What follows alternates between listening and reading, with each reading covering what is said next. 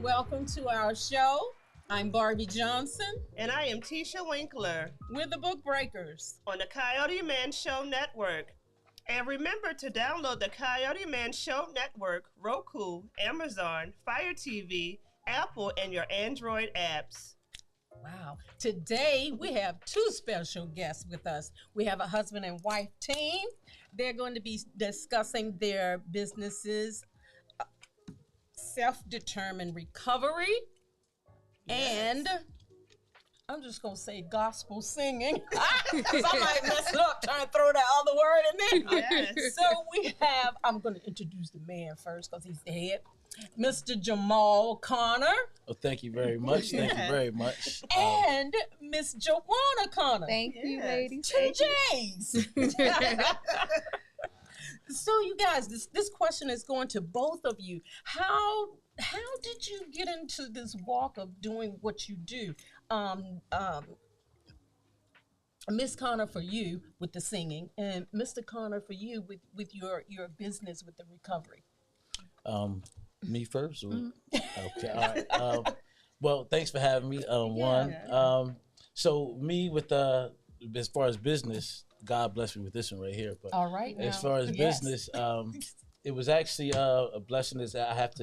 I'm the co-founder of SelfDetermined Recovery, and the founder is a great friend and partner of mine, Mr. Jamal Lee, as well.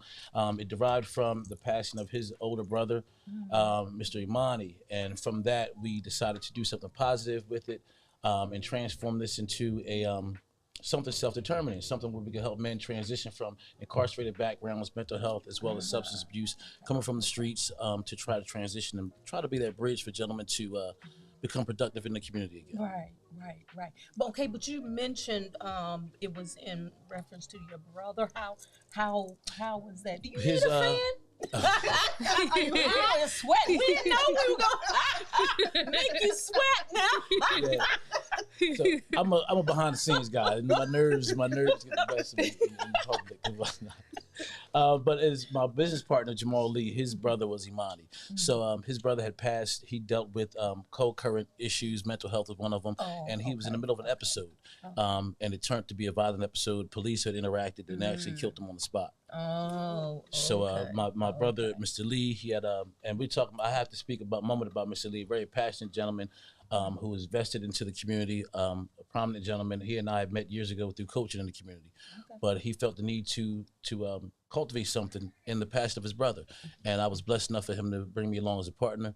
And for 3 years now, we've been pushing daily, every day, trying to help gentlemen dealing with substance abuse issues and give them places to live, stable living homes, and so forth. I am sweating, huh? You're in the hot seat. But yes, that is what is needed, because sometimes there are times when you were mentioning people being incarcerated, no one wants to deal with them or like give them a job or anything. But it's good to know that there's a resource out there that they can reach out to for help. And Absolutely. What you guys are doing is it is a good thing. Yeah. Absolutely.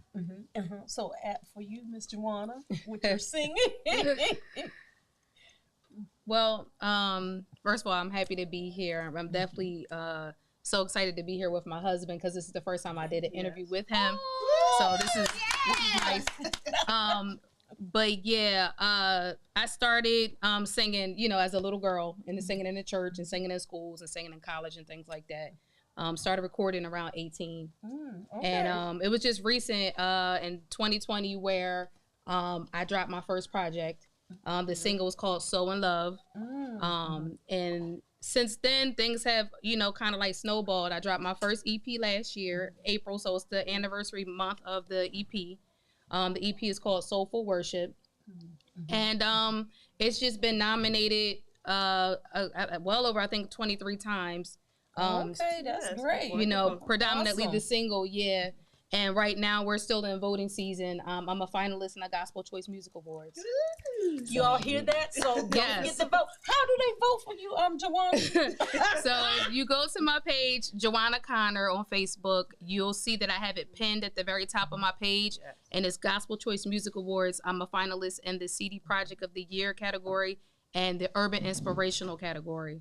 All So right. yeah, so I'm excited about that, and I'm also a finalist in the S&M Gospel Awards. So there's several categories on that. So you just have to kind of go through my page, and just, you know, if you want to be a part, you want to help out, that's a major way that you can help out. Right. So show your support. Yes, both Book breakers. And Mr. Corner and Mrs. Corner, how do you face the challenge you have as, you know, a husband and wife team and your career goals? Transparency is one. Transparency, and then liberation within the marriage. Just letting your spouse have the freedom to become their better self. Personally, I believe that if you to be a leader of a household, leader of a business, you have to try to bring people to be their better selves in order to produce or function at their highest ability. So I allow my wife to do what she's best at, what gives her comfort zone, so she can perform at the highest ability in the house, outside the house, and be the person that she is today. So, you know, just trying to give the person a space and security within doing that, you know. Okay. All right. I like that push. I like what you said. Be the best you. Yeah, kudos to you. Yes. And Ms. Corner, how do you balance the family and your career goals? I think even as a husband and wife team, it takes time to learn to do that, you know, because you don't always know, you know, first you think everything should be the same. You should be doing this and we should be doing that. And it is good to do things together. But like he said, it's really good for us to have our individuality, because, you know, we have raised children.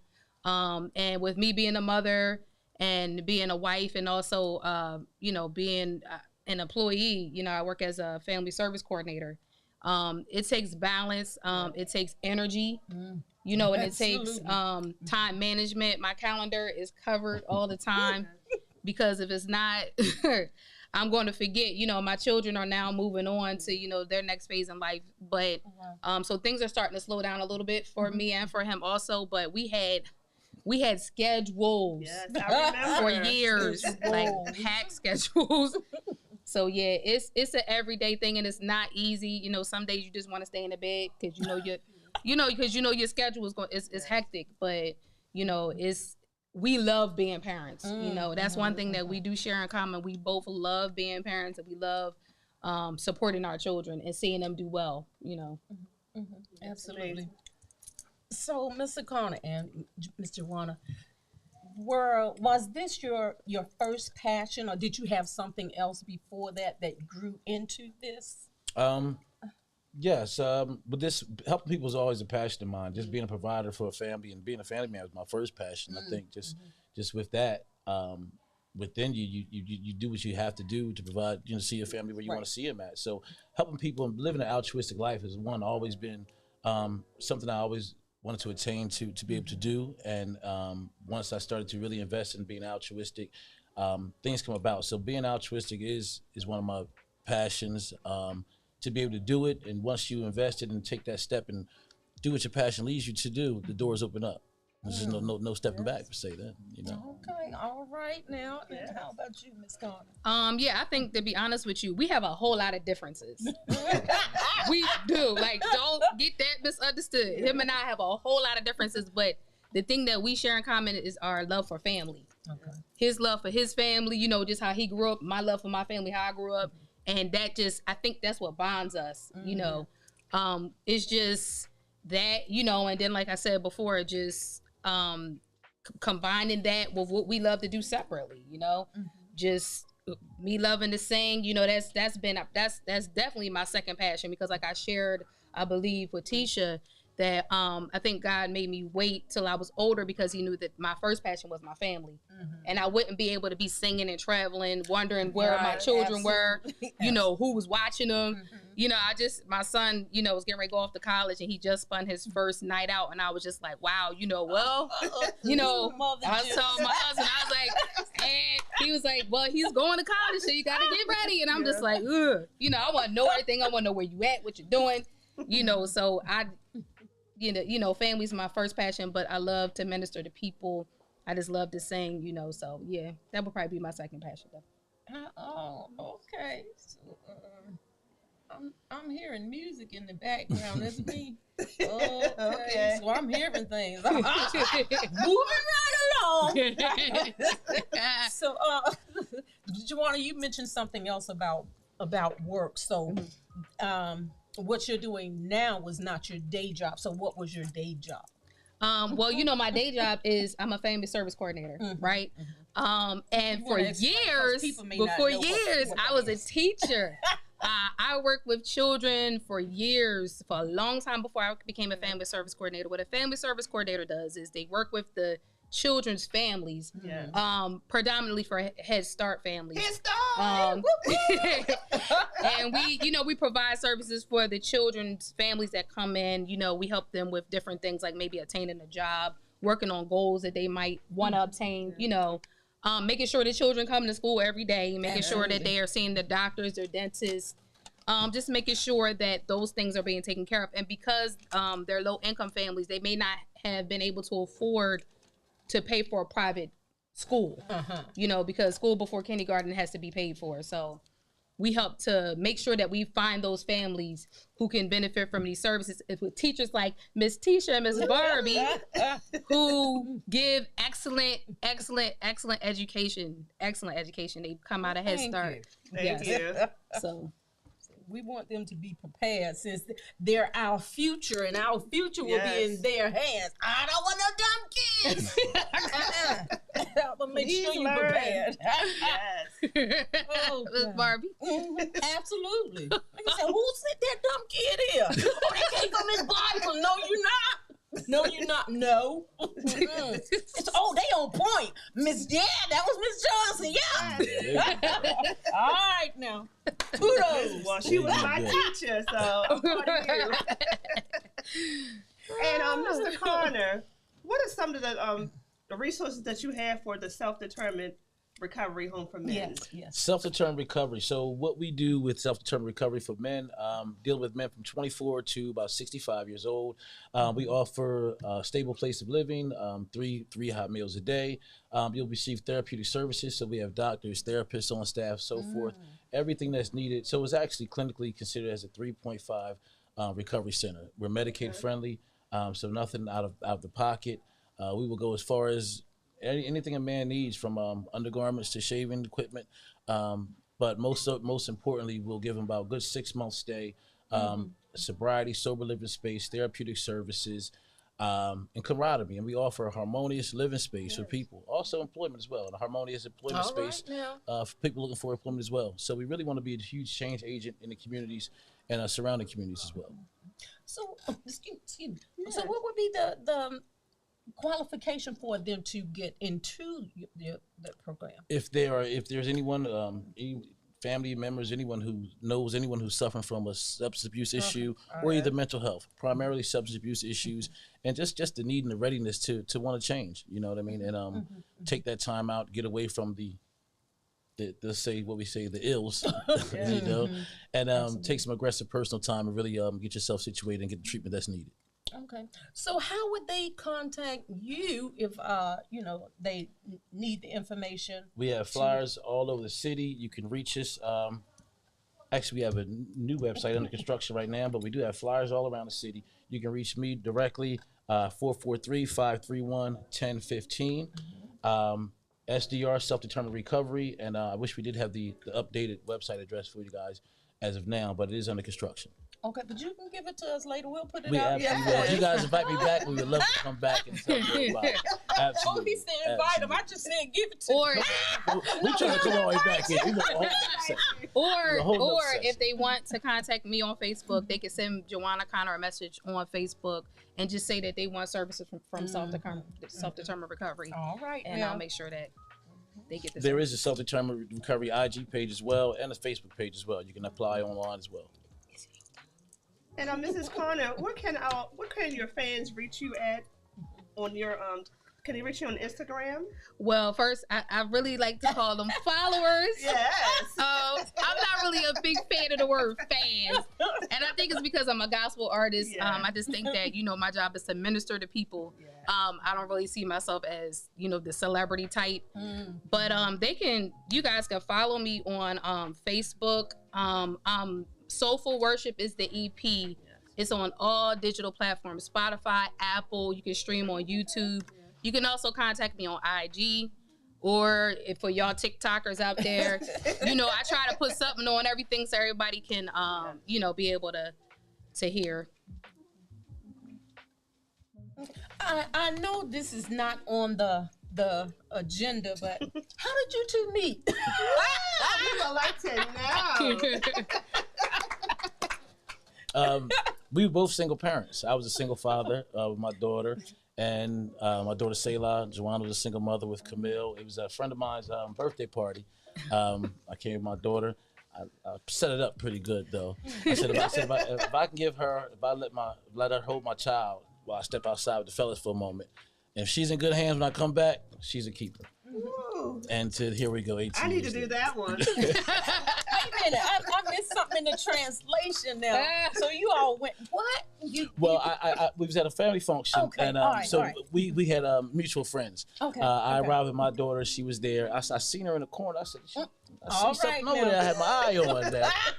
So I said, you know, Mr. Connor, Miss Joanna at the time is Brown. Joanna Brown, Yeah, was yeah. what it was. I said, can you keep an eye on my daughter for me for a few minutes while I come back in, while I step out with the fellas real fast? I came back in. My daughter was sitting down, eating cake, ice cream, just as happy. I said, okay, we might got one. Look, and he said it on. Yeah. Don't use his daughter. Yeah. All right now. Sorry, Selah, sorry. Well, you did get the prize. We got the prize. The plot worked. But what was it? What was that magnetism that drew you? Was it the batting of the eyes, or was it what? Nah, it was funny because when when I saw his daughter, she's the cutest little brown face. Wow. Yeah. She's actually gonna make us grandparents, so we're excited. Congratulations.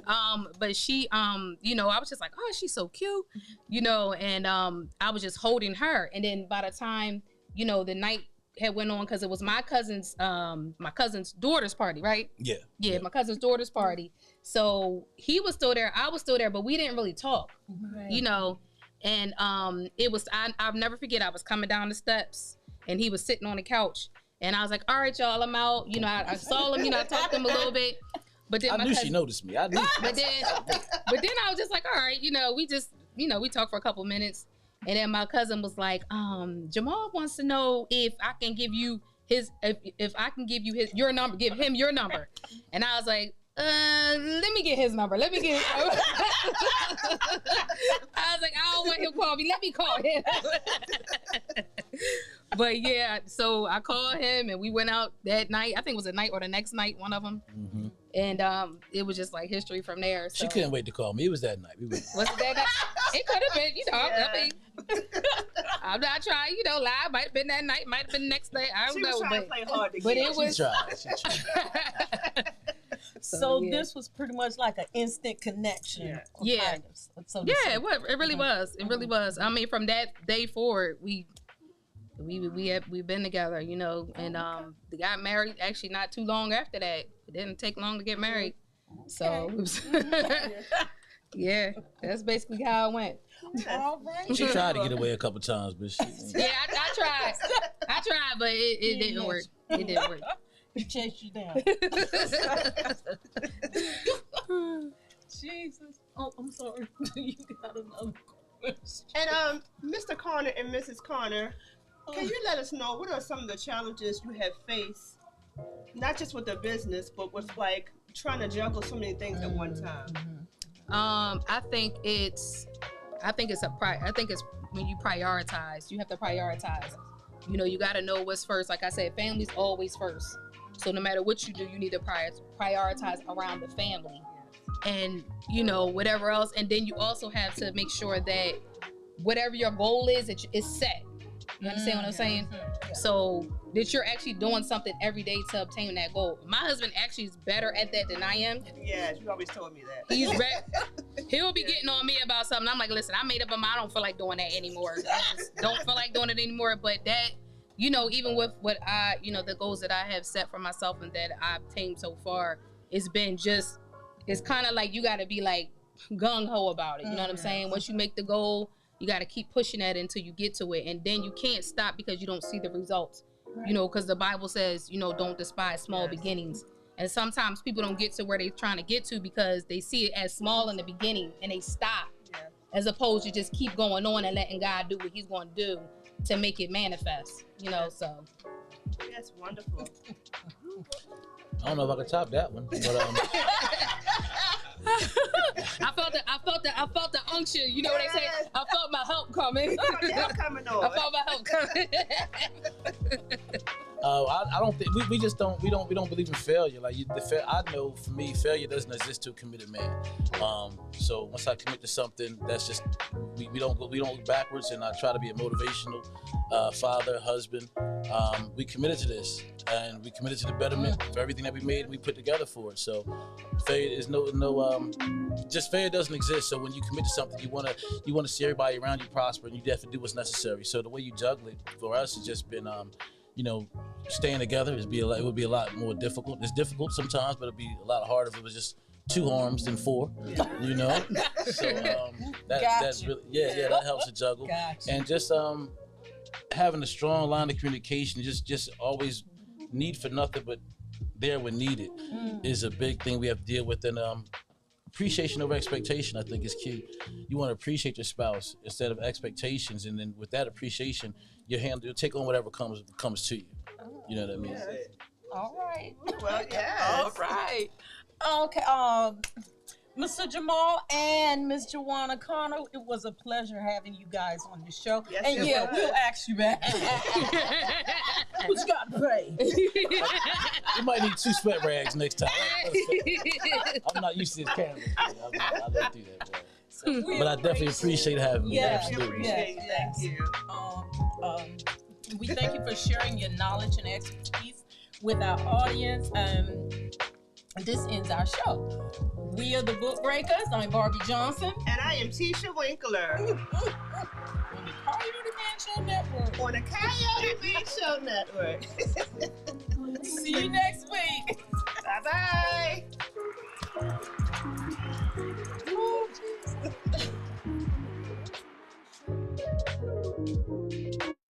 You're watching The Book Breakers on the Coyote Man Show Network.